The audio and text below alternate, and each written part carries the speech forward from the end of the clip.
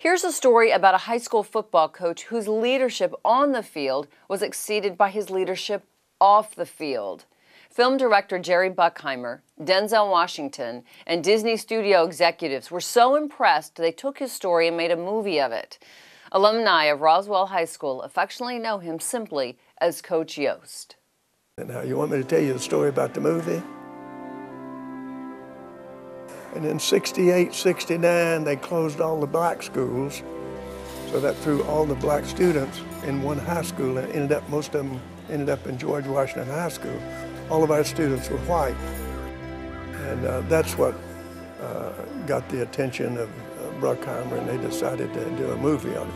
Instead of having, say, 3 high schools, 3 football teams, 3 basketball, 3 track, 3 everything, now there's only going to be 1.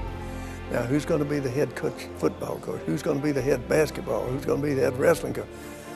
When you have 3. So it was, most of the time it was done by seniority, and I had been there, and we had won the championship the year before. I'd been there for 10 or 11 years. It was just understood that I was going to be the football coach. Well, a week before the school opened, I got called in and told I didn't have the job. Every head coach in the system is white. We had to give him something. It's the world we live in, God help us all. They decided they had to have 1 black coach, and he happened to be in football, so he got the football job. Well, I was upset, you know, not so much to be a head coach, but I'd been head coach long enough, but my pride was hurt. I was really disappointed when they told me I had the job, and then, so I decided, well, I've been coaching 20-something years. I'd just get into something else, go into administration. But I didn't want to do that. I still enjoyed coaching. Cheryl, the little girl that was in the movie, she asked me what I was going to do, and I said, well, Cheryl, I don't know. She says, well, if you don't coach, they'll think you're going to coach just because Coach Boone's black. And that never crossed my mind. I didn't even know Coach Boone. Then when I started getting the phone calls, I decided to go and work with Coach Boone. The movie did not really do a good story showing the real volatile situation. One little girl that was paralyzed, a kid hit her in the back of the neck with a belt, and it was one of the math teacher's daughters, things of that nature, really bad. But we made it through the year. We went undefeated. We won the state, the region, and all that. Coach Boone and I got along fine. We're different. We still are. We go around all over the country. We're still as different as we ever was.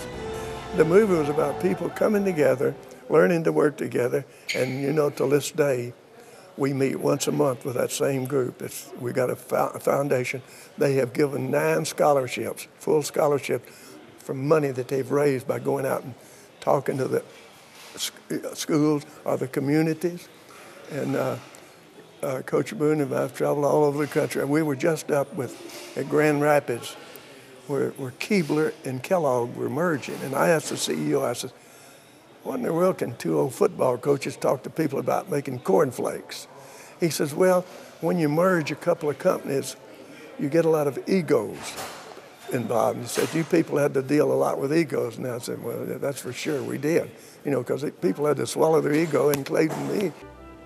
You've taught this city how to trust the soul of a man rather than the look of him. And I guess it's about time I joined the club. Herman, I sure could use your help. Ed Henry's kicking my ass out there. Listen up. This is our time now. Second half is our time. We're going to make some changes on defense. They're spreading us out too far. We're going to put Sunshine, Allen, Glasgow, Davis. You're going to play both ways rest of the game. I don't want a receiver to get across that line of scrimmage. Coach Yoast will tell you where you're playing, all right? Let's go. It's our time. Everybody in. Our time, our time, our time. Titans on 3. 1, 2, 3, time! And I guess I've learned humility. I was a poor boy raised in the country anyway, but I just feel so fortunate to be able to do what I'm doing. And in most cases get paid for it. Dr. Schweitzer made the statement once, says, I don't know what your lot's going to be in life, but I know the happiest of all people are going to be the people who have found a way to serve others, found a way to serve others, and that is so true. And I guess I've learned that.